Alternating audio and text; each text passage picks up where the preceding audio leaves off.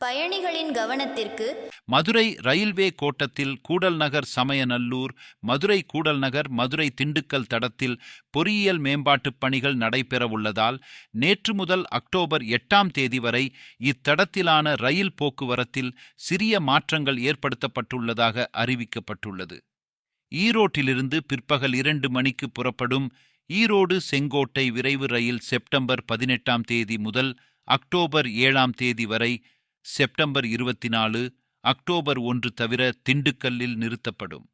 திண்டுக்கல் செங்கோட்டை சேவை ரத்து செய்யப்பட்டிருக்கும். மறுமார்க்கத்தில் செங்கோட்டையிலிருந்து காலை 5 மணிக்கு புறப்படும் செங்கோட்டை ஈரோடு விரைவு ரயில் செப்டம்பர் 19ஆம் தேதி முதல் அக்டோபர் 8ஆம் தேதி வரை, செப்டம்பர் 25, அக்டோபர் 2 தவிர திண்டுக்கல்லில் இருந்து காலை 11:15க்கு புறப்பட்டு ஈரோடு செல்லும்.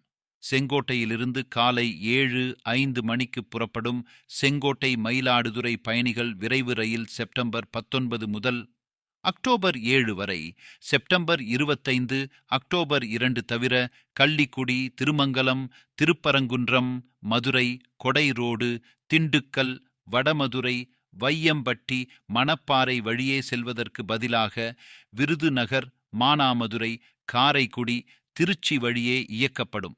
குருவாயூரிலிருந்து இரவு 11:15க்கு புறப்படும் குருவாயூர் சென்னை விரைவு ரயில் செப்டம்பர் 23, 25, 26, 27 மற்றும் அக்டோபர் 2, 3 ஆகிய தேதிகளில் விருதுநகர், மானாமதுரை, காரைக்குடி வழியே இயக்கப்படும்.